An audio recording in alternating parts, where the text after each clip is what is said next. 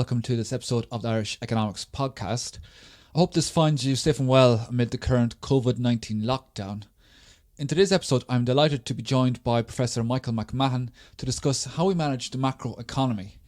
Michael is a Professor of Economics at the University of Oxford and is also a member of Ireland's Fiscal Advisory Council. I'd arranged this discussion with Michael sometime before the COVID-19 outbreak, and we'd originally planned to discuss the fiscal and monetary tools used to manage the economy. That is, how central banks and governments manage our economy. Given recent developments, and this episode was recorded on the 30th of March 2020, we've tried to kill two birds with one stone and also address how these tools can be used to respond to the COVID-19 outbreak. So hopefully we can fill in the gaps when it comes to understanding the policy levers before going on to discuss how they may be employed during the current crisis.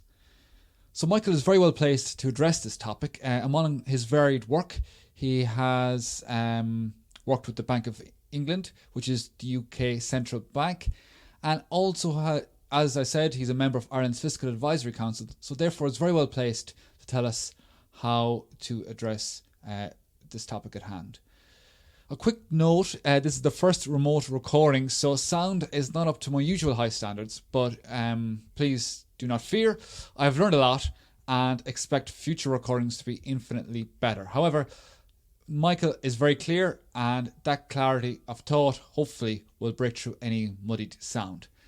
So we begin our conversation of fiscal and monetary policy by considering what is it that comprises good fiscal policy. The question on a good approach to fiscal policy. I think a good approach to fiscal policy is to think about why we want any fiscal policy. And when thinking about that, there are broadly three main reasons. One is to address what economists call market failures, namely that the market system cannot or will not provide enough of certain goods. And so one example of this would be something like a justice system, or something like street lighting, but also other things that are very important, like designing the economic system. So we clearly need some fiscal policy to deal with that. The other, I think, which comes straight out of sort of Economics 101, is the idea that the market system is designed to be efficient, but efficiency is not the same as equitable. And in general, there might be some trade-offs between efficiency and equity, and in some sense, the government has a role to play in addressing those. And then the last one is that of the sort of macro policy side. So in the case of business cycles, maybe reducing the costs of them, or using macro policy spending and taxation decisions to potentially boost growth in general, not just around the cycle. So it's interesting that you mentioned the business cycle, and going back to Econ 101, we always think about balancing the economic cycle as spending less during the good times and spending more during the bad times. And of course, this is taught as a general principle without any reference to a budget constraint. And I wonder, as a lowly microeconomist who knows relatively little about prudent macro policy, is there a tension between this behaviour and perhaps the need to keep a balanced budget? There can be a tension, but there's not some inherent tension that has to exist. Ultimately, in terms of deciding what role fiscal policy will play in an economy, this is a choice for politicians rather than for economists, and so that applies to all the three parts, but including the macro stabilization part. So what you were describing is the classic, and you're right, it is the classic thing we tend to teach in first year economics, in first year macro, the idea of counter-cyclical policy, often associated with John Maynard Keynes. But in general, the idea is that you can do that, but in order to do that successfully, you would want to be not spending a lot in the good years. So that's the counter-cyclical. Counter-cyclical has both the upside and the downside to it. So if you're going to use it to spend heavily to make up for a lack of demand in recessional times, then you're going to want to be doing the opposite when things are going very well. And I think when a lot of people think about this. They think about the downside, and it's very obvious to them. But it's less obvious that you also need to compensate to average out by not spending as much in the good times. So that line of reasoning informed the Fiscal Council's advice in more recent times to be prudent and hold back on spending as times have been relatively good. That's right. So I mean, for the listeners who don't sort of pay detailed attention to the Irish economic architecture or budgetary architecture, that's exactly what the Fiscal Council is there for. So it's a statutory body established by the Fiscal Responsibility Act. Sort of the name already starts to give it away. Be responsible with fiscal policy, and essentially the council has four main parts to our mandate. Assessing and endorsing the government's macro forecasts, assessing their budget forecasts, assessing the stance of fiscal policy, and then monitoring any compliance with fiscal rules. So, if you sort of take that that exactly the responsibility part of the name of the act really gives you that sense of it's not at all our role on the council to tell governments what to spend on, who to tax, anything like that. Rather, it's our job to assess what they're doing, what the implications of what they are planning to do are, and also to see how they fit within the broader macroeconomic environment in which they are. So, for example, in a normal year, there would be a budget towards the end of the year.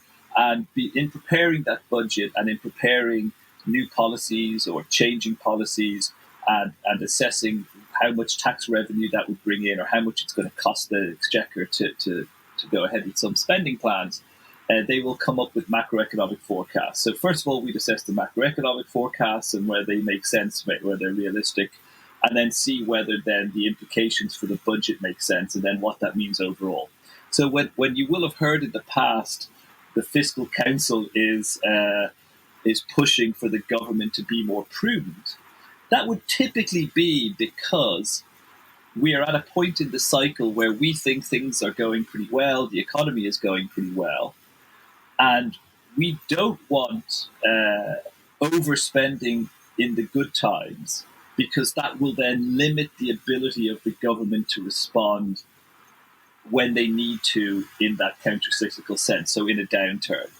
I mean, I think the other thing that I should emphasize with respect to the Fiscal Responsibility Act is that it's also the council's role to assess whether any non-adherence to rules or non-compliance with fiscal rules, so namely to have a sort of a prudent fiscal policy, is whether that non-compliance is the result of exceptional circumstances. I think we haven't had to invoke that yet, but you can certainly see that it's within the mandate of the council and part of the Fiscal Responsibility Act that all of these rules that we talk about, all of this being prudent, balancing the budget, is exactly so that there is space to respond. There is sort of ammunition left to take action when it's most needed.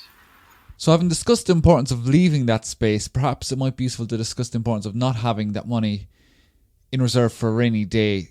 What would be the implications? I'd imagine we'd have to borrow if we didn't keep our house in order.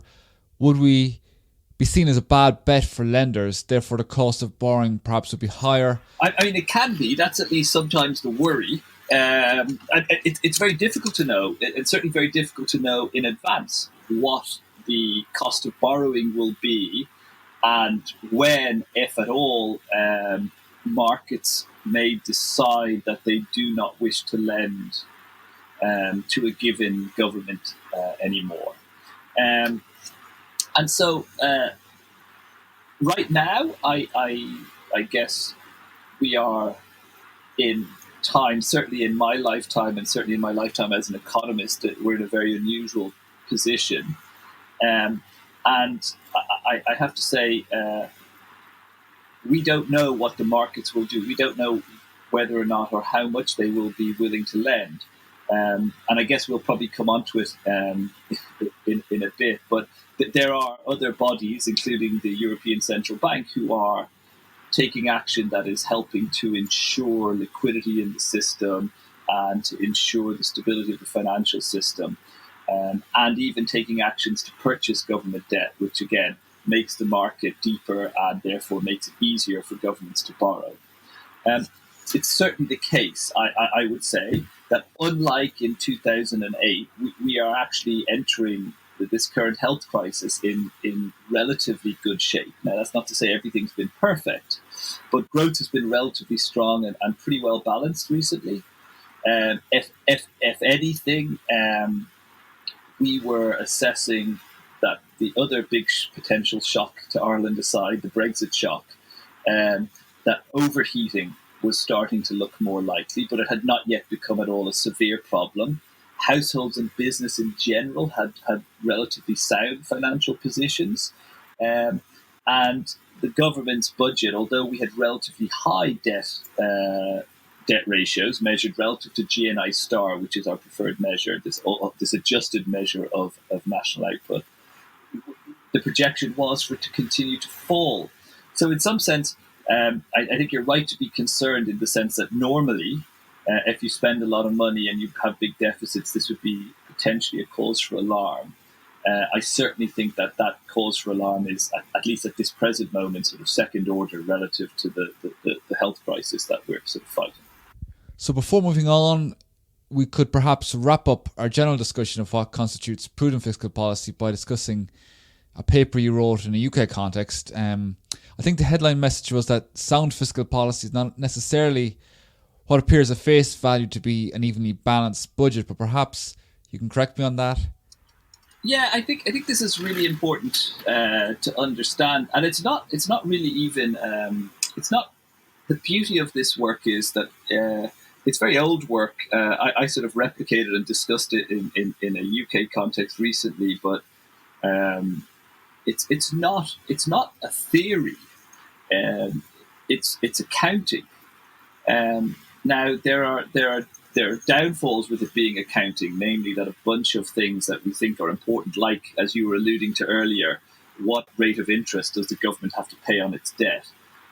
That's just taken as a given in this framework. But it's this old framework of accounting that looks at the potential drivers of the debt to GDP ratio. In most countries, they use a debt to GDP ratio. This is in the same way that you would consider somebody's debt as a household, you would consider it relative to some measure of how able to pay they would be, so like debt to income of some kind.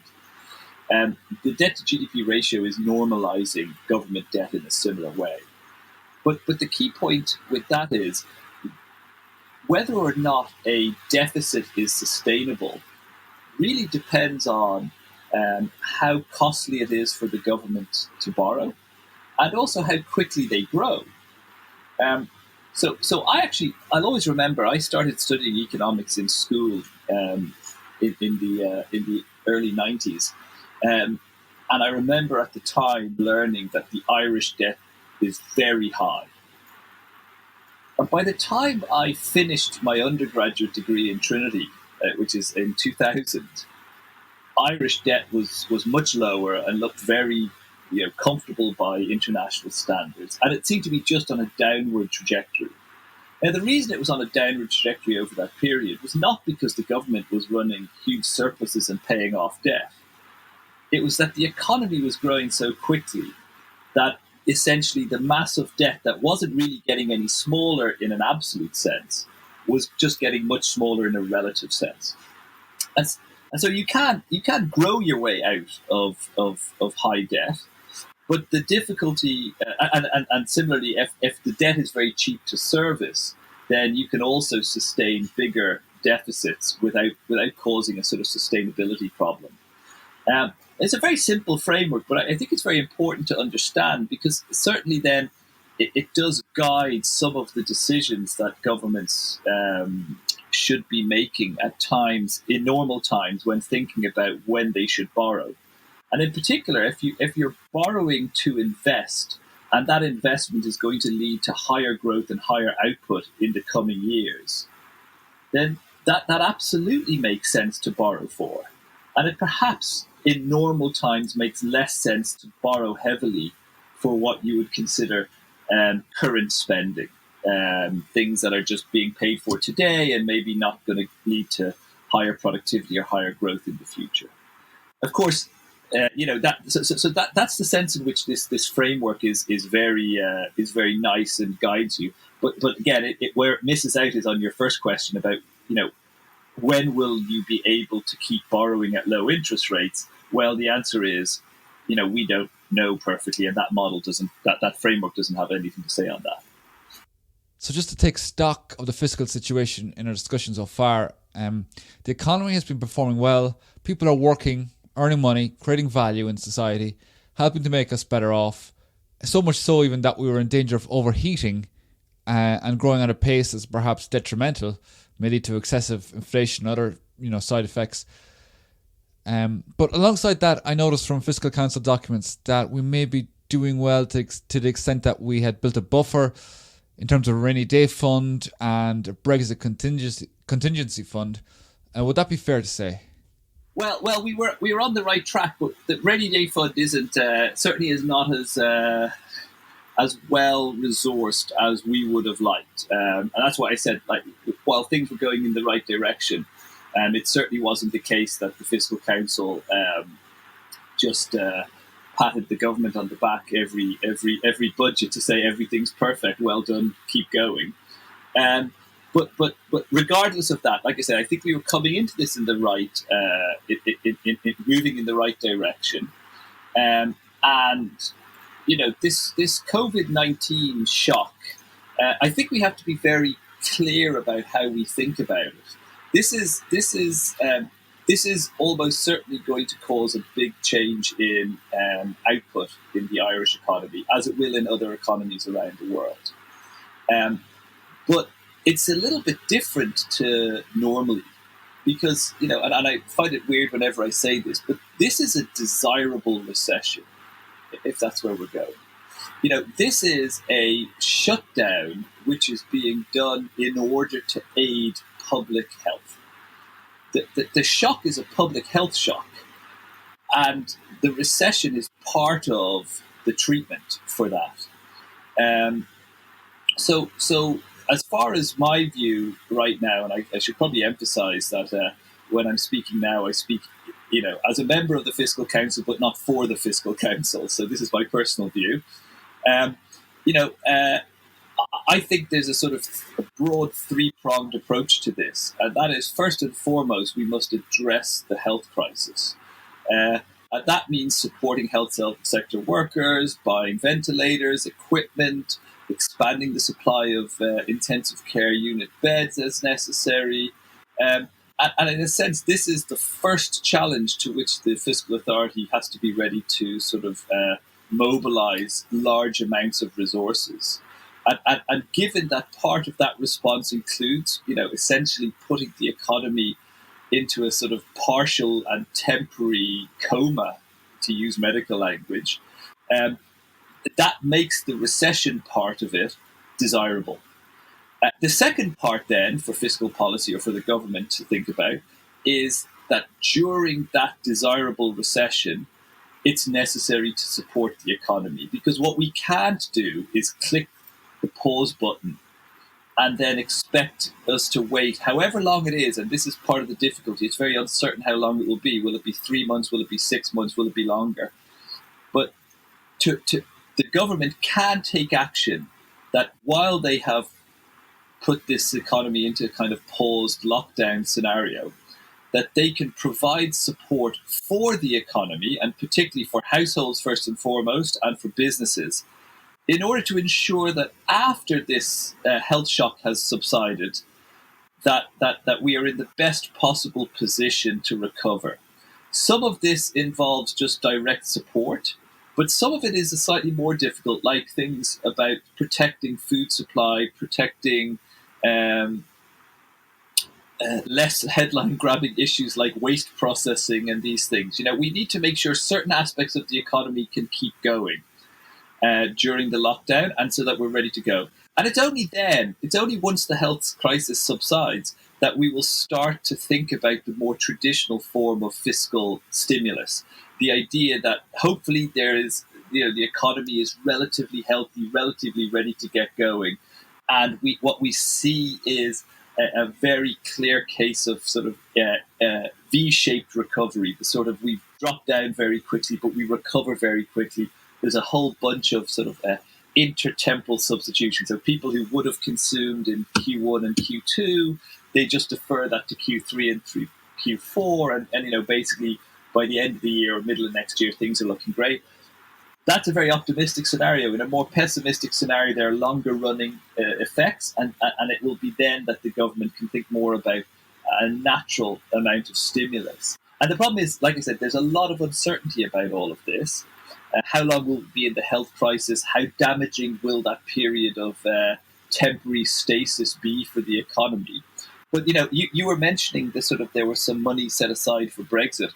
And that's right, but I think so far, at least the government packages so far, have been 3.2 billion originally, and then a further 3.7 billion, in the last sort of 7 days. Combined, that's more than 5 times what was envisaged for the response to a disorderly Brexit. So these are, let there be no doubt about it, these are big numbers. And the final cost in terms of income and business support and then later stimulus as required will depend entirely on how long the crisis lasts and ultimately what has to be done to keep the economy as close to what we thought was the path it was on before this. And remember that all of this will happen at a time that there's going to be big shortfalls in revenue. So we're going to see big numbers in terms of spending and big drops in terms of revenue. So I think our net debt burden at the end of last year was around 85% of GNI star, modified gross national income. And it was already somewhat high relative to other advanced economies. And this number is certainly going to go up. But we should remember that this is exactly what we would want the fiscal authority to do. This is exactly why we would want the government to be prudent most of the time, so that they are able to do this. So one thing that struck me recently is that some countries seem to be better able to keep the virus contained than others. And Ireland seems to be performing quite well in that regard. Maybe if you compare the Irish performance to, say, the US, which seems to be a laggard, maybe slow to get started.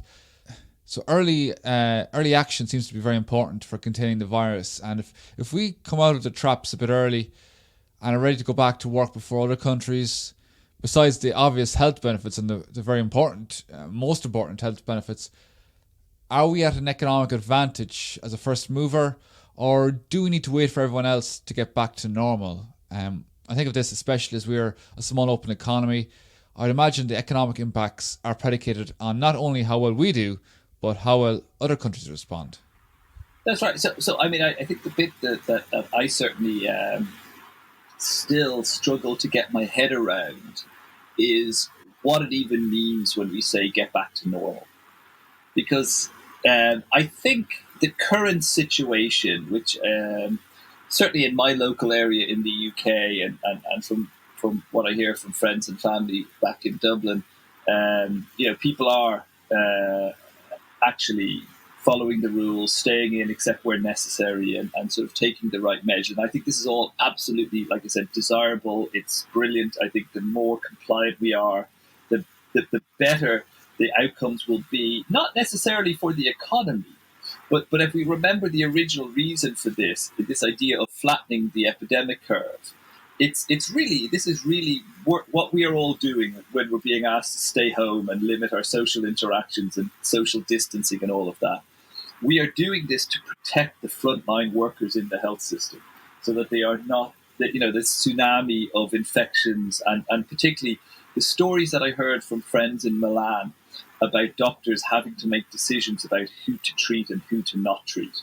I mean, even just on a kind of interpersonal human level, if we can protect people from having to, doctors from having to make those decisions too much, then I think this is all sort of, in a sense, worth it.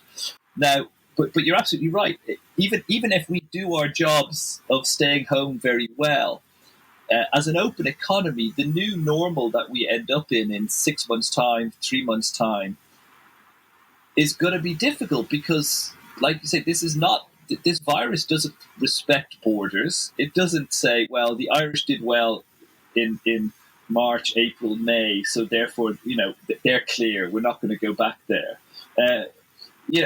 That's not how it works. The question of when we start having regular flying between countries again, and that's exactly the issue. If you start opening the flights for trade to come in from Asia, from the Middle East, from the US, from Africa, you are again opening yourself to potential susceptibility of people bringing the virus in with them.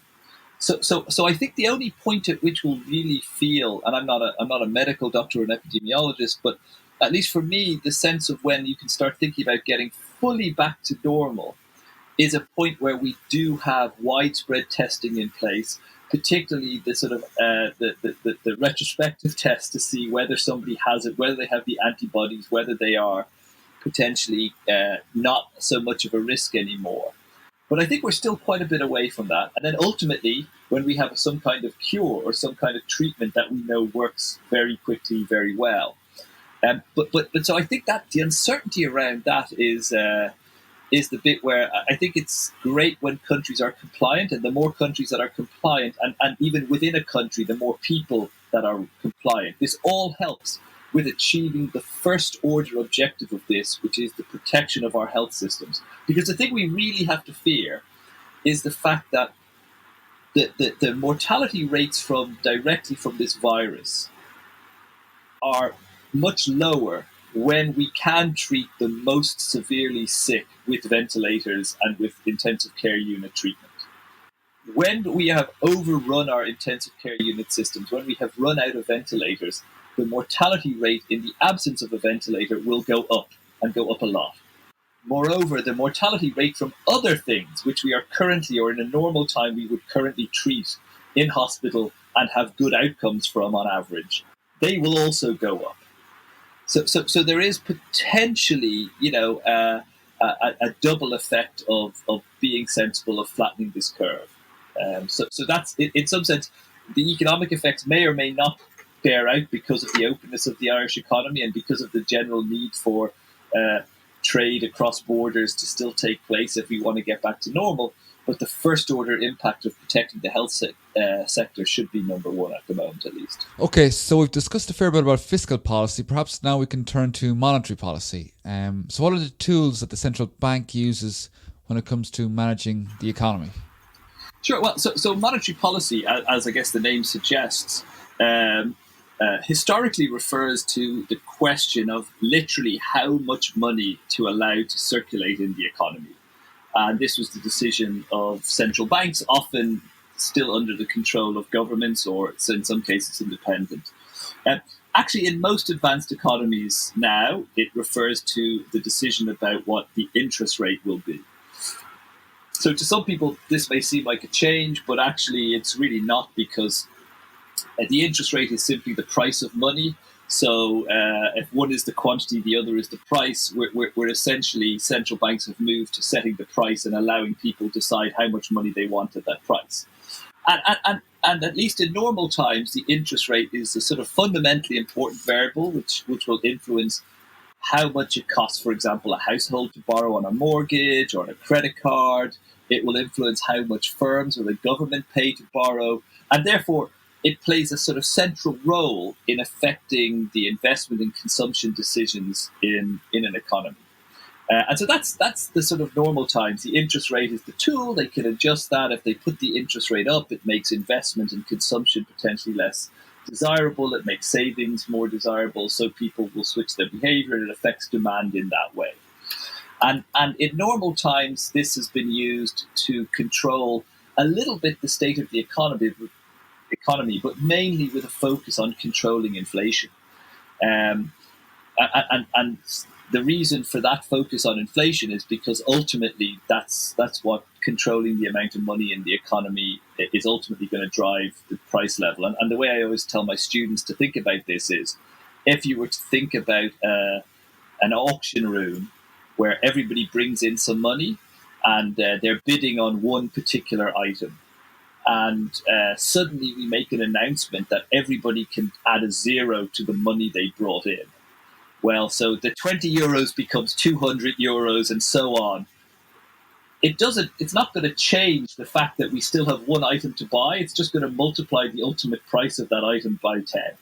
So that's the sort of the basic idea, and we've seen that happen in the past. I mean, there have been countries who've genuinely flooded their economy with more and more money, and Zimbabwe being the most famous recent example, where they started circulating $100 trillion bills. I actually have a few of them because I used to live in Zimbabwe, and it's fantastic. It's a one with 14 zeros after it.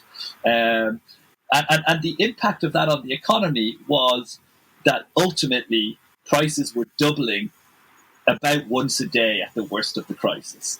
So that means something that cost £1 or a one Zimbabwe dollar at the start of the day, the next day would cost 2, the next day 4, the next day 8, and so on. And you can just see how the system just sort of runs out. I mean, there are great examples through history of times during what are called hyperinflations, when inflation is so far out of control, where the paper money no longer has enough value as paper that people would actually burn it because you get more heat from it than you would from the wood you could buy with it.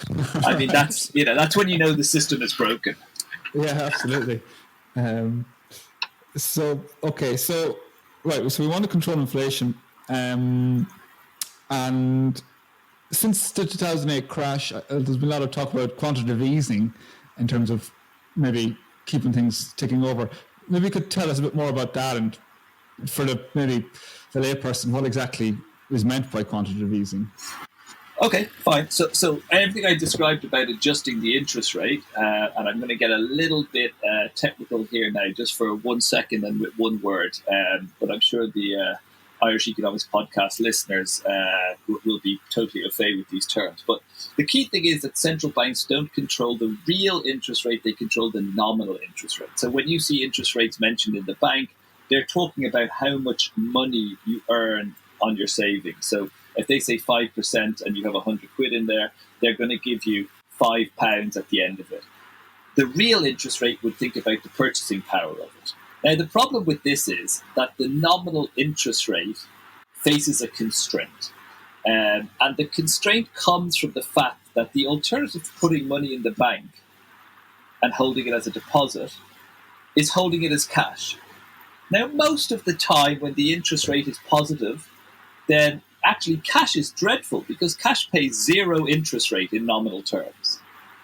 But if the bank started telling you that they were going to take 10% of your money off you as the interest rate, so the interest rate became minus 10%, you could just go to Bank of Ireland, AIB, whoever, and just withdraw all your cash, put it in boxes beneath your bed and earn 0, as opposed to losing 10% in the bank. And that puts a bit of a limit on how far the nominal interest rate can go below 0. And what happened after the global financial crisis was, in order to try and stimulate the economy with the nominal interest rates got to their lower bound. Now, we used to think the lower bound was 0. It turns out you can make it a little bit negative. We're not quite sure how negative, but certainly it runs out of power once we get down to that effective lower bound, or that 0 lower bound. Okay, I mean, one reason why you might accept slightly negative interest rates is because obviously there's a cost in terms of security and storage of putting all your money under your bed or whatever. But given that weakens the ability of the central bank to change its normal instrument, the interest rate, to affect the economy, central banks came up with alternative policies, often called unconventional monetary policy. And there are a variety of different aspects of this, but one of them is this thing called quantitative easing. And what quantitative easing was doing was recognizing that what we really want to affect are the interest rates that affect people's decisions in the economy. It turns out that most people in the economy can't borrow directly at the central bank interest rate. The central bank interest rate is very short horizon. So, it depends on the country, but it can be overnight or it can be up to a month, but it's very short horizon. Nobody buys a house or does a big investment project as a company with a 1-month loan, because then the next month you'd have to try and borrow again and again and again. And it would be just sort of onerous, at least just in terms of the management of it. So most people would do those sort of projects with maybe a 3-year loan, a 5-year loan, a 20-year mortgage, whatever. And it turns out that even if the very short-run interest rate that the central bank controls hits zero, they can influence interest rates at 5 years, for 10-year loans, for 20-year loans. And one way they do this is by purchasing government bonds or corporate bonds potentially at those longer maturities. And the basic idea is if they buy up a lot of the government bonds that are 10-year maturity, then people who want to take 10-year investment decisions have to look for something else. And one thing they can do is they can lend cheaply to the banks, who can then pass it on to consumers and to businesses. And so even though it sounds like a very different thing, and it is because it's directly purchasing these assets in the market, the objective is still the same. It's to lower the interest rates that affect the decisions that people make. And in the case of after the global financial crisis, that was to lower interest rates to make it cheaper and easier to invest and to borrow potentially for spending. And so QE doesn't face the same constraints, at least in terms of if there are bonds out there, the central bank can print money and buy those bonds. It does face some constraints in that the interest rates on longer maturity debt can also go towards or even potentially below zero. And then the question might be asked about how effective further QE would be. So are these constraints binding at the moment, or are we approaching a situation where they could be binding?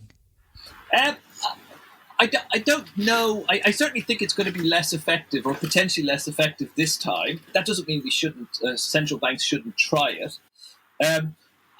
Certainly at this point, my view of the central bank's role at this exact moment in this current crisis where we are, and I'm not sure when you put this out, but for the listeners, it's the 30th of March today, so we're still in the first quarter of the year, just about. At this point, given where we are, the central bank, the main role they're playing is their lender of last resort, role, which is to ensure that banks have liquidity, have access to liquidity if they need it, that we don't lose banks because of an inability to borrow because of disruptions in financial markets. So I think that's the first fight that the central bank is playing. Where we'll be testing the limits of QE and the ability to stimulate the economy will come in what I talked about earlier as the third phase, when we're actually past the main health crisis and we're trying to grow out of this. Now, every action that the central bank takes, for example, purchasing bonds through QE, makes the borrowing rates for governments potentially lower and potentially much lower. And the ECB has also responded with their, if I could try and remember the name of the, they have this pandemic program, purchase program, which they will deploy in order to ensure that yields on government bonds, so the cost to the pandemic emergency purchase program, that will ensure that if yields start to rise, they can sort of dampen those. So that's vitally important at this phase and in the phase in the future. But I really think that this crisis is going to be, the burden of this crisis will be shouldered a lot more by the fiscal side of the macro policy program, partly because I think you're maybe right that we're running out of a little bit of effective instruments to use. But that's not to downplay the vital importance of the liquidity and lender of last resort aspects of the central bank. And so I think central banks will play an important role in this, but maybe not the same lead role that they played in the last decade. Okay, so I suppose now we're facing a fiscal shock rather than a monetary shock. And in other words, that's a shock to our public finances rather than our banking system. Perhaps the primary concern is how governments will find their money. So you mentioned that many of the interventions to date are making the cost of borrowing quite low. But there's a lot of talk surrounding Eurobonds or Corona bonds, as they're always also called. Do you see these playing a role in the economic response to COVID-19? Yeah, so I mean, I should say on this, from a fiscal council point of view, specific financing arrangements are sort of beyond our remit, and so on that front, we don't. I don't think we have an official view. From a personal point of view, I'm actually in favour of these and addressing what has been pointed out in the past. So Corona bonds, if you want. I think when they first came on the scene in a proposal by a number of macroeconomists, they were called ESBs. This idea of some kind of syndicated bond issued at the pan-EU level or pan-Euro area level, with the idea being that individual countries addressing in particular these, like I said, very sensible fiscal, large, aggressive fiscal responses do not find themselves themselves in trouble and also calling into question the sustainability of the euro. Now, one argument against them that I've heard is that, right now, as you said, all countries in the euro area can borrow pretty cheaply, and certainly very cheaply by historical standards.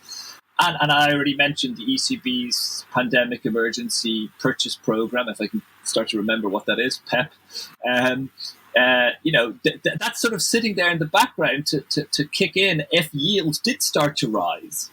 And even then, there's the European Stability Mechanism, which is sort of in the background as well, if the debt crisis sort of starts to come back. So one argument is, well, we have lots of things there to address it. Nonetheless, I guess I in general, if European governments sort of started pushing in that direction, I would not think it's a bad thing to address this gap in the euro area fiscal architecture.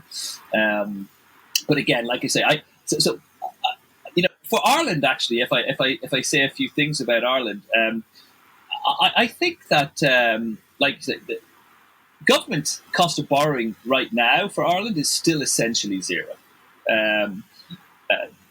Down a lot in recent years, certainly down from the highs after the financial crisis. And even in March, Ireland was able to raise quite a lot of money at zero interest rates. And so the outstanding cost of our debt is probably down around 2% now, which basically just means that worries about how this borrowing will sort of cripple Ireland in the coming years, I think, is possibly overblown. The other thing which I think deserves to be mentioned, so obviously in Ireland it's NTMA who handle this stuff, but Ireland has had a pre-funding strategy, which has meant that actually its cash balances for the government are very good. And so our chief economist at the Fiscal Council and the Secretariat team told us this recently, and I hadn't had the details until then.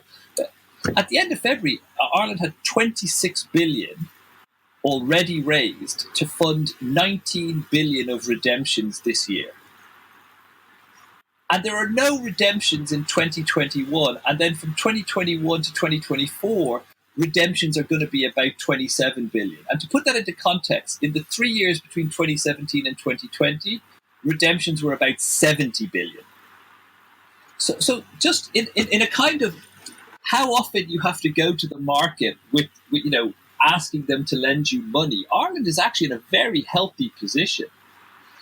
And so in that sense, I guess it's not desperate for us that there is these Corona bonds, ESBs, Euro bonds, whatever you want to call them.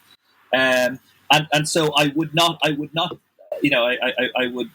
certainly think that if no progress is made on that, as much as from an individual point of view, I think they're a desirable addition to the European fiscal architecture.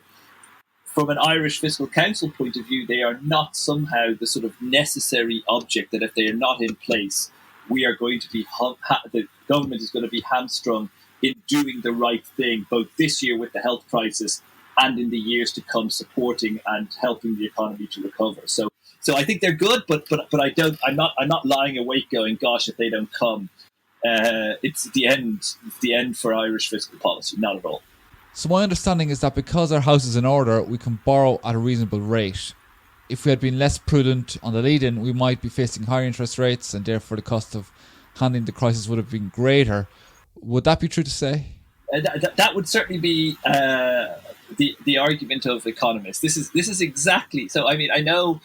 I think Alan Greenspan referring to monetary policy, but I guess it applies to a lot of macroeconomists. He once said that monetary policy makers were the people who took the punch bowl away from the party before anybody got drunk. And certainly, I have friends who probably think that that even just in general, when thinking about things, macroeconomists are sort of fairly miserable lot. In the sense that we're always worried about you should be more prudent, and there are often calls in all countries, and I understand why. It's very natural. There are calls that things are good, let us spend the money, and there's always some economists in the background saying, no, I think this is the time to save, this is the time to be prudent. But this is exactly why we say it. This is exactly the reason why we say be prudent, because by being prudent in the last years, and like I say, I'm sure, and I know in the last year or so that I've been on the council, but I know going back before that, we were pushing for even more prudence and bigger build-up, the rainy day fund, all these things. But we were going in the right direction, and maybe not as quickly as we would have liked. But by going at least in the right direction, we are in a much better position than if the governments hadn't gone in that direction. And the key thing is for people not to suddenly think that then economists should now say, well, we should still be prudent. No, this is exactly when we should be bold. We should take action with fiscal policy to address the welfare of the populations that we serve. I mean, that's the point of fiscal policy here. So another issue that is getting a lot of traction lately is that of helicopter money, basically putting money straight into people's bank accounts to stimulate economic activity. My take is that I can see the stimulus. You're giving people money and they're likely to spend it, and therefore we're keeping the economy going. But it seems to be an expensive way to go about it. You're giving money to people, some people who need it, some people that don't need it. There are efficiency implications there where we're giving money where it might not necessarily be needed to be given away. So I can also see distributional implications. So on the other hand, I can see benefits, especially in terms of confidence. If everyone has money, then I know my invoice will be paid at the end of the month. Perhaps you can give a more informed macro viewpoint on that. So a few points that I have on this. One is, so let me just talk in general about helicopter money. The way I think about helicopter money is it's really just a term, I think, a substitute term for essentially monetary financing. Largely because the central bank doesn't have the ability in their current setups in any country that I know to directly transfer money to households. Right. So how would they do it? The idea of actual helicopter money is to get in a helicopter and just start throwing it out. Clearly that's not going to happen. And there's a sort of public health issue about everyone staying in right now. What you don't want is riots on Grafton Street because the helicopters just dropped a bag of cash that's exploded all over the place. And it's also true that in general there's a grey area between monetary and fiscal policy. Now, in the normal times before the financial crisis, independent central banks made the distinction a bit clearer.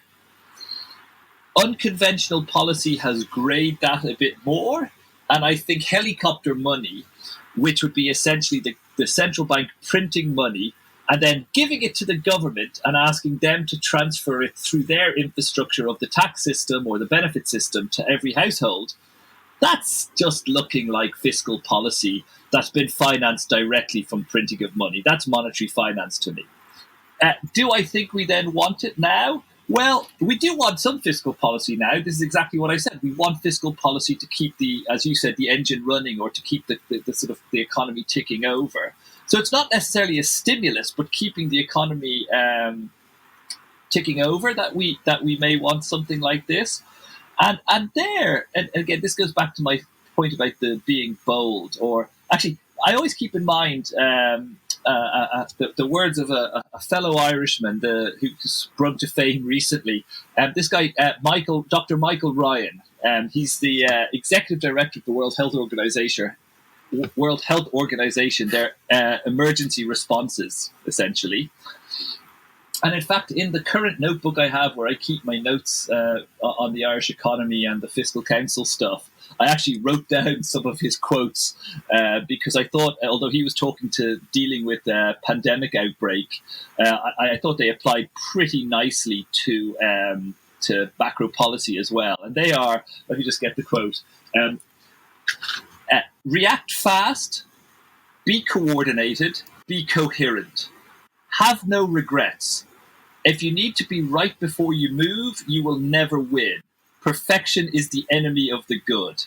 So, I get your point about, if we did go down the route of direct transfers of cash to people, whether that's through the central bank or through borrowing, the fiscal act of a direct monetary transfer to households, that there will be some people who get it who essentially didn't need it, and there'll be other people who probably could have gotten a bit more to really help them.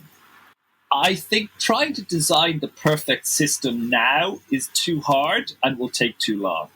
So if you're going to make a mistake, go bold, make the mistake, and retrospectively fix it with higher tax rates on certain people, or, a sort of self-assessment tax system where people have to write what they actually earned in the year. And if my income didn't take a hit, I'm very fortunate as an academic, I can do most of my research. I can even do most of my teaching now without ever leaving my desk at home.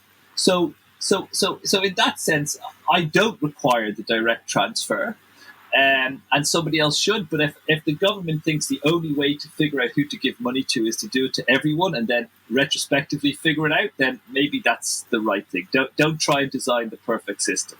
But again, that's not quite helicopter money, because this is just the fiscal policy side of it. That's the transfer. And the helicopter money is the idea that the central bank prints the money directly to do it. I think we're a bit off that. I don't think we're going to get to direct monetary financing very quickly at all. And certainly there are big legal impediments to doing it in the euro area. But and again, as a macroeconomist and someone who studies both monetary and fiscal policies, I find it weird that I'm actually saying this, but I won't be surprised if in Western world, in OECD economies, we see one-off, independently entered into monetary financing episodes in some of the countries, if not all of them. I think it's going to be vitally important that the independence of the central banks is preserved. So central banks would have to enter into these things voluntarily. But actually, I don't think if they did do it, if they printed a bunch of money to directly give to the government, that I don't think the inflationary impacts, given where the economies are now or where they're likely to be when it would happen, if it happens, I don't think there would be big impacts on the inflation side of the economy. And actually, I think in many economies, we've been struggling to get inflation up. So this could actually benefit central banks as well by getting inflation back up to target or even slightly above target. And then, try and get, once the economy's back on its feet, to get back to business as usual, with independent central banks and no monetary financing. Like I say, in the euro area, I think given the treaties and the legal impediments, I think we're further away from it. But in some countries, I won't be surprised if we see it. Okay, so I know we're coming up to an hour now, so I just want to touch on your own research before we clock off. Particularly your research on how central banks and monetary committees make decisions. I found that really interesting. One paper you had especially explored how a new governor of a central bank might behave. And you made the point, or your research made the point, that once they take control, how they manage expectations can be as important as how they act, which has implications for policy, but perhaps even wider implications. But maybe you can take us through that piece of work. Yeah, so I think that fits in a broader it's part of a broader idea that's come out of monetary economics, I think, in the last 30 years. And I would say it's one of the most important things that's come out of monetary economics in the last 30 years, is this focus on the key role that expectations play in determining the behavior of the economy, and in particular inflation. Now, different people have different models or whatever, but in almost all of them, the price-setting behavior of firms will itself depend on what they expect other firms to do. And so then managing expectations becomes one of the first-order things that central banks have to do if they wish to control inflation. And so there are many ways you could do this, and the big thing that I've worked on most recently has been communication, which is again a relatively new area for central banks. But the signaling paper, actually, it's a paper with my longtime co-author and friend Stephen Hansen, and actually it's funny because I think that particular signaling paper is probably the best paper we've written. It's by no stretch of the imagination is it our most cited. And by no stretch of the imagination do people really even look at it very much. So I'm glad at least you enjoyed it. You might be the other person who enjoys it. Well, so the thing I like about that paper is I just think it brings together a kind of neat theory. It's got some complexity, but the basic idea can be easily understood. It's the idea that if you don't know how tough or not I will be on inflation, the first actions I take will set your expectations for my type very with much more importance than later decisions, which actually means if I'm trying to convince you that I will be tough on inflation, I should be tougher at the start and then easier going forward. And the nice thing about that paper is I like the model, I like the theory, but we then structurally estimate the model with actual data to show it applies to policymakers. So in that sense, I just felt the whole paper tied together very nicely. And as an idea, this idea of dynamic signaling, I think it applies to lots of other areas. So if you think about appointing a new regulator, they should also go out and tell you they're going to be incredibly tough so that you don't violate the rules. And then in the end, they don't have to be tough. But that idea, I think, is very nice, and I think it has applications. Even monetary policy now, like I say, if we're trying to get inflation expectations up, then newly appointed central bankers should be very soft on inflation and to convince people they're going to be like that. So yeah, no, I think it's that and the communication stuff is the sort of more interesting stuff about expectation management that I've been doing on central banks. I once heard a lovely story, a piece of advice to new teachers, which I used a version of it when I first started being a graduate teaching assistant, and that's the advice: if you're a new teacher, when you walk into the room, if the window is open, close it. If the window is closed, open it. It just exerts control over the room, and people sort of know that you are then in charge. Apparently, this was advice given at some point, and I didn't actually open or close windows because in most universities you can't even control that anymore. But I used to do things like clear the board and make it very clear, therefore, that I am the person who's in charge. That's a nice piece of advice, definitely. Okay, I know we're running out of time now. I don't know if you want to maybe spend a minute or two just saying something about your communication work. Sure. If you have the time. No. Where am I going? My diary is clear at the moment. This is one of the. I keep making this joke, and I think it's probably some kind of lockdown humor. But whenever someone sends me a message going, "Could you possibly have a chat with me at this time?" I'm like, "Yeah, just check my diary. Yeah, I'm not doing anything." So the communication stuff. There's two aspects to it. One is the internal communication. So I've always had a lot of interest in an area that most macroeconomists don't really study, and largely because I think it's actually a micro topic, and that's how people actually make decisions. I'm interested in how monetary policy makers make decisions. So we know they meet as committees, and they meet for days, and they talk, and then they take, in many cases, a vote at the end. And so I've done a lot of work looking at how they vote and how they discuss, and in particular looking at the effect of transparency. And the big thing on the transparency work with the Fed was most macroeconomists think that the effects of greater transparency would be to shut down debate. So the idea is, if you know what you say is going to be made public, you're going to be more guarded, and you're not going to say things in case you say something stupid. And that may be part of it. And there's micro theories that suggest that is part of it. But there are also micro theories that suggest a second effect, which we called the discipline effect. And that is, if you know what you're going to say is going to be made public, you make more effort in advance in order to make sure your facts are in place, that you have the right numbers, that you've thought through your story. And given that central banks, when they make monetary policy decisions, are really making this decision in a world of uncertainty, and they're trying to get as good a decision as possible, it's essentially an information accumulation exercise. And so if we have higher transparency that weakens the transmission of information through dialogue, free dialogue, but increases the amount of information that everybody brings to the meeting, then actually the net effect of that on the information and therefore the decisions is not so clear that transparency would be bad. And we actually made this case in a paper, which I think is, I like it as a paper, and I think a lot of people will know it because it sort of brought tools from computational linguistics to bear in economics in one of the first published papers. And then my other work has been on external communication. And at the moment, my main thing is about how monetary policy communicates with the general public. And the reason for that is because, to be honest, even some economists find the writings of central bankers to be incredibly turgid technical stuff. And not just boring, but in some cases just impossible to decipher what they really mean. And if you think even people with an undergraduate or a postgraduate degree in economics struggle with that, the average person in the economy has no hope at all. And so this was work I did with Andy Haldane at the Bank of England.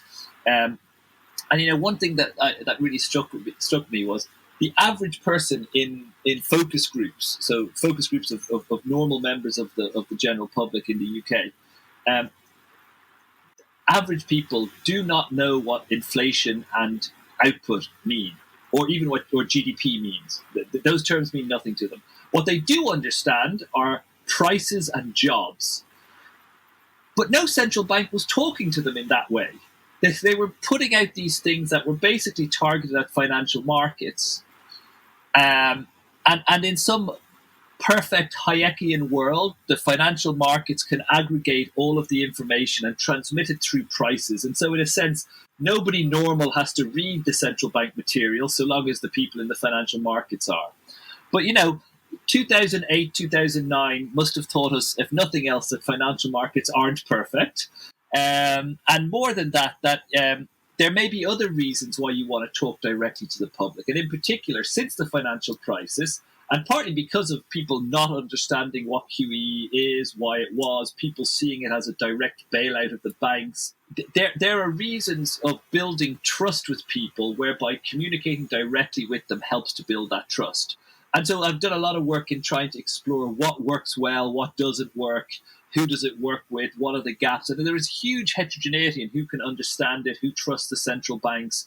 And I think there's still a long way to go on that, and something which I'm continuing to work on. And I think it's a very fruitful and interesting area to work in at the moment. Now, it definitely is a very novel area of research. But just so I'm clear in my mind, you're improving the communication with a view to improving the trust. But what would be the benefits of this improved trust? Well, so like I said, and I sort of mentioned this already, I mean, I feel very strongly that we do want to keep monetary policy independent of the fiscal authority. I think that separation has been incredibly helpful for economies. Now, we've seen a rise in more populist type governments around the world, and these could threaten that independence. And so in order to help protect the independence, the general public has to understand why an independent central bank is useful, and they have to believe that the independent central bank is doing things to help them. And so that level of trust is actually going to be very important for this dialogue that goes forward between governments and the voting public, but also the central bank and the public. And so that's one reason in order to do it. The other reason why you really want to do it directly is because actually consumption of households makes up, in most advanced economies, makes up about 70% of economic activity. So when I said earlier that, expectations determine how people will behave, if you can control the expectations of the general public, you can have a much greater and direct influence on the economy than if you're trying to work indirectly only through firms or through investment or through the government. And so the more you can convince households that, now is a good time to spend, a favorable time, or now is not a good time, it's a good time to save, I think that will help the efficacy of monetary policy tools that central banks have at providing this macro stabilization that we've talked about a few times. And so there's a couple of reasons why you want it, both on the sort of political economy side, but also more directly on the monetary side. So I think there's a good case to be made for more direct communication with the public. Now, the big question, and I raised this in a recent paper, that's sort of, can we explain it in a way they understand? But there are two other E's that we need to address, and they are engagement. Namely, when I've done experiments on this type of thing, we've paid people to read central bank communication. And so when they're paid to read it, it seems to have the effects that we'd like. But how are we going to convince them to stop looking at cat videos on YouTube or stop reading Donald Trump's Twitter and instead actually pay attention to this stuff and be aware that this stuff matters? And that's a big challenge. And then the second part of that is the third E. So you have explanation there, you have engagement, and then the third part is education, because it turns out that the people who are most likely to engage are those that are most educated. And I still find it quite surprising that in most countries in the world, if you graduate the sort of high school level exams, you will probably know how to calculate the volume of a sphere, but you won't necessarily have any idea what an interest rate is. And that's not to take away from knowledge about the volume of a sphere. I think understanding mathematics is useful even beyond the need to calculate the volume of a sphere. But almost everybody in their adult life will engage in some form, either from saving or most likely from debt, with interest rates. And the fact that most people don't really understand them, what they are, how they're influenced, how they're set, how they affect them, I think is detrimental in terms of financial literacy and then the ability of the households to make better decisions. So again, I think education is a really important aspect of this that we need to address. I'm not arguing that the central bank has to address that, and probably it's something that the national curricula should be adjusted to address. But it's certainly, I think these three E's are very important, and I think we still have a long way to go in that engagement. And just, I should say, I've been making this point with the Fiscal Council as well. I think fiscal policy also has to do it. But politicians in general are much better at speaking to the general public than central bankers. I think by standard reading measures, you can calculate how difficult something is to read using various computational measures. Very simple things like how complex the sentences are, how many words they are, how long the sentences are. How long the words are within the sentence, how many subclauses, etc. And so one of the most popular ones is called the Flesch-Kincaid measure. And by that measure, the typical communication from the central bank requires about 14 to 16 years of education to read.